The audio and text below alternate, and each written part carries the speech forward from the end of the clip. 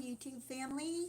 Welcome to Escape from Crazytown. This is our Happy Crappy Hour recap for today. So, today's topic was what happens to you after the narcissist relationship. And today I covered three kinds of relationships. The first one is the family narcissist relationship, where the parent or siblings, someone in the family that you had to live with, grew up with, controlled your life and was narcissistic to you. So, in that relationship, sorry guys, in that relationship, what happens is you go through the stages of grief, but it's not quite the same stages that you would go through if it was a friendship where the friend was a narcissist or a romantic relationship where your partner was the narcissist. But in the parent or sibling relationship, once you get out of that relationship or once they leave, there's a sense of relief that comes over you. You're excited, you're enthralled, you're exuberant for life. It's like a prisoner just was released, right? It was like you just got released from prison. You feel great about yourself. There's this overwhelming happiness and excitement now for your life, which suddenly has opened up to you. So you do go through certain stages, though, that are similar because you have gone through trauma. You've gone through a lot of years of trauma. So after the exuberant stage, you're going to start to feel a little lost because you don't have the emotional maturity that you should have gotten all those years. But I want to go through all these stages with you so you know where you are and where not to get stuck and how to get through all of the stages. Now, with a friend, if you had found out that your friend's a narcissist, been backstabbing you, gossiping about you, undermining you for years, and you just didn't realize it, you're going to go through many of the same stages you go through when you go through a romantic breakup or a romantic relationship with a narcissist. But the difference with the romantic one is, although the other relationships take years to build up the trauma, the romantic one could take only a few weeks to build up the trauma, because you go in quickly and deeply with the romantic one. So the trauma, though, that is caused is possibly deeper than the one that you had with the friendship, and possibly deeper than the one you had with the parents and siblings, because this relationship is where you are most vulnerable and willingly vulnerable.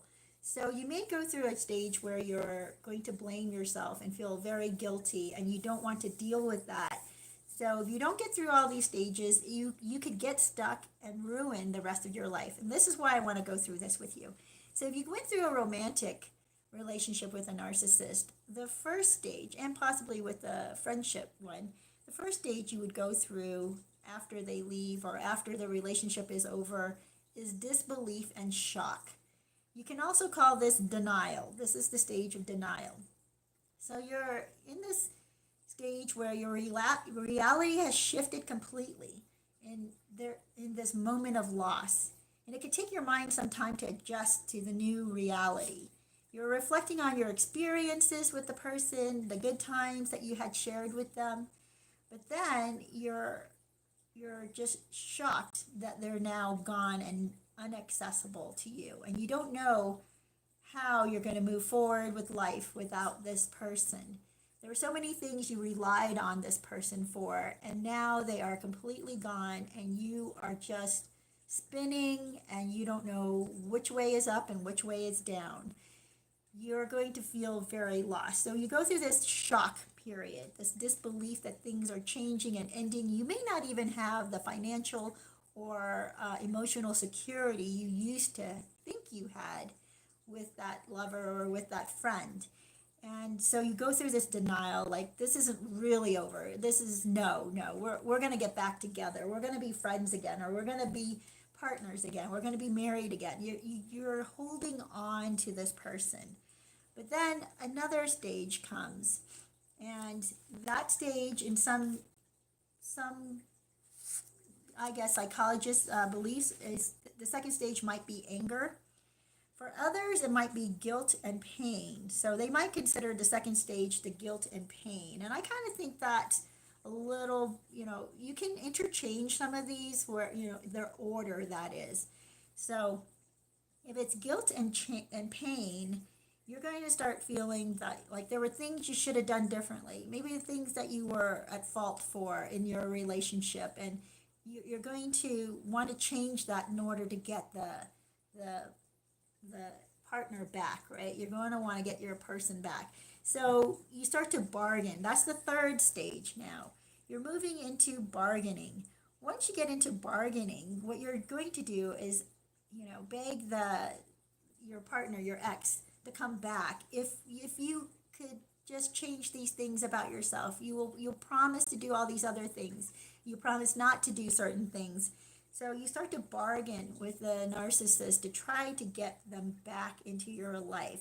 And possibly even your friend you start to bargain with, but less likely, I think. I think with a friendship, you're more likely going to say, you're in shock and disbelief. You get into this denial, like, how could I have been so foolish not to have recognized how terrible they were to me? You might feel some guilt, though, because you're going to feel like, how could they have fooled me all this time? How did I fall for this? How did I not see this, right?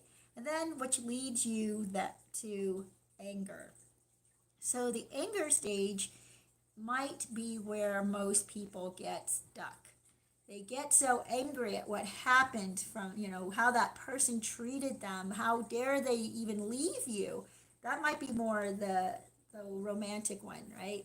How could this person leave you? How could this person have hurt you after they made these promises to love you and cherish you, or, be good to you? And here they are going off, sleeping around with other people, hurting you, stealing from you, just, being terrible to you. You start to feel like the victim. And if you stay stuck in anger, you will be stuck in victim mode. You do not want to do that. If you stay in victim mode, you're not going to be able to move forward. You're not going to be able to heal. You're not going to be able to take control of your life. In the anger mode, it will keep you a victim. But people stay there because they think that getting out of the anger mode makes them vulnerable. And after the anger mode, because if you go past the anger mode, and you're like, okay, they were a jerk. I can't, believe that they did this to me. I can't stand them. I don't want them in my life. You're angry at them. But then you start to realize that you're alone. You get through anger and you enter depression. Once you get into depression, now some people believe that you go through anger and then the bargaining. You're like, please, please come back, and then once you realize they're not coming back, you fall into depression. Once you get into depression, some people get stuck there as well, and they can't climb out of it. And again, depression can keep you teetering back and forth between anger and depression, anger and hopelessness. And in this stage, again, you feel like the victim. You stay victimized.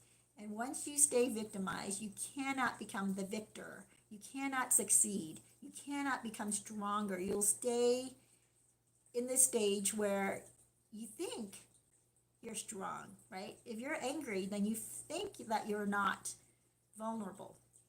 But actually what ends up happening is you sabotage yourself. You start making really bad decisions, all based on anger, right? On wanting revenge, on wanting to get back at the person that hurt you. But once you get to depression, you don't want to get stuck there. You don't want to feel hopeless for a long time. You might feel like, wow, I've hit rock bottom. How am I going to be able to get out of this? How am I going to be able to move forward? I have no house. I have no job. I have no, whatever it is the narcissist stole from you. You feel like you're older. How can I start over? I spent 30 years with this person and now they're gone. So if you stay in depression, you're not going to be able to, obviously, to get stronger, but you need to allow yourself to get through and into depression, okay? Some people stay in anger because they don't want to face depression. They don't want to face the truth about what they're not in control of. When you're going through depression, that's when you recognize there are so many things that you were not in control of. You are not in control of the other person. You're not in control of whether they stay or go. You're not in control of whether they slander you, whether they gossip about you. You're not in control of them being able to move forward with their life, right?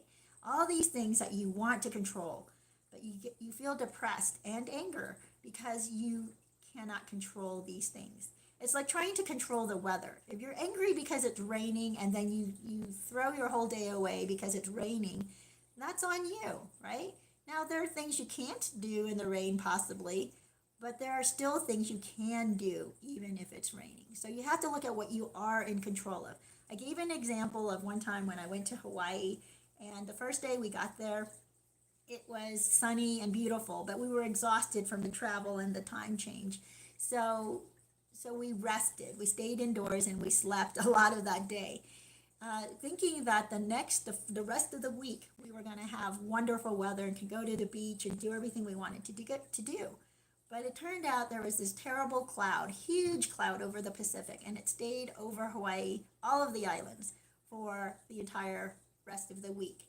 So I had a choice, and I made a bad choice. That was back when I was younger, and I was angry. I was upset that it was raining. Like, how dare it rain? Because, the one week I take this vacation, finally saved up enough money to go out there, got into this hotel expecting to have a wonderful time. And people have always said that the weather is the same every day out there, right? And if it's not, it changes within a day or two. But this time it was an entire week of rain. So I was miserable. And I cannot remember having a great time that vacation. Mostly I remember I was upset. I was depressed through the whole week. Now, on our way to the airport, there was a guy on the shuttle who was telling us about what a great time he had all week, even though it was raining. He went to the beach anyway. He went swimming. He didn't care. He was just going to go and do it. And he had a great time. So I learned from that. I thought about, geez, I wish that I had taken his attitude and not been a victim of something I could not control. I can't control the weather. So do I just sulk like I did? Or should I just go forward and maybe I won't have a sunny beach and wonderful clear waters in the sunshine, but I could still get in the water. I still could have swum around. I still could have visited other things and done some sightseeing. I still could have taken a hike in the rain. And I didn't. So I look back now and I think, that was something to learn from. And pretty much ever since then, I have taken that opportunity to take advantage of the things I can control and to let go of the things I cannot control. I think when you go through depression, you start to sort those things out. And once you sort those things out and you realize things you can't control, they are depressing, right? They can really mess up your life. They really can hurt you. But here's the deal. There are other things you can control. So why focus on the things you can't control, right? The other person, you can't control if they move on and marry the new supply. You can't control if they buy the house you've always wanted. You can't control that they have a life, that you think that you've always wanted. What you can control is what your life is going to be like. So this is where you get to acceptance, the final stage that will set you free. Once you get to acceptance, you're going to be able to make plans for your future. You're going to be able to see the possibilities open up in front of you, right? You may still have sadness and regret, but at this point, once you accept it, you start to move farther and farther away from sadness and regret. Instead of going through back to anger, you're going to move forward with hopefulness in your future. So you guys, that is what I wanted to share with you. There are a few things I can read to you before I sign off. Let me see if I can get through this. So once you get to acceptance, you can reconstruct your life. You can start cleaning out the past, the junk and the garbage that was in your past with your ex or with your family. You can clean all of that out. You can start working on your financial and social problems. You can start building the life you wanted to have, and it's never too late. If you want to watch the full full episode of today's Happy Crappy Hour, I go into some examples of friends that have been going through some really bad times and how they made it through. And the only way they were able to make it through is once they got to acceptance of where their situation was, where they were. Once they were able to do that, they started taking one step at a time towards their future. You can begin new projects, new hobbies, new jobs, a new life, new relationships. There is so much new ahead for you. Well, you guys, that was today's show, and I hope that this helps you to know that you can make it once you get out of a relationship, once you get out of a really bad relationship. Once that's over, there's some grieving to do for sure. So you're going to go through those stages, but make sure you don't get stuck at anger or depression. All right, you guys, have a great week. Make sure that you hit that subscribe button. Make sure you hit the like button and watch some of my commercials. Share this video if you think it'll help others. And blessings to you. I will see you next week.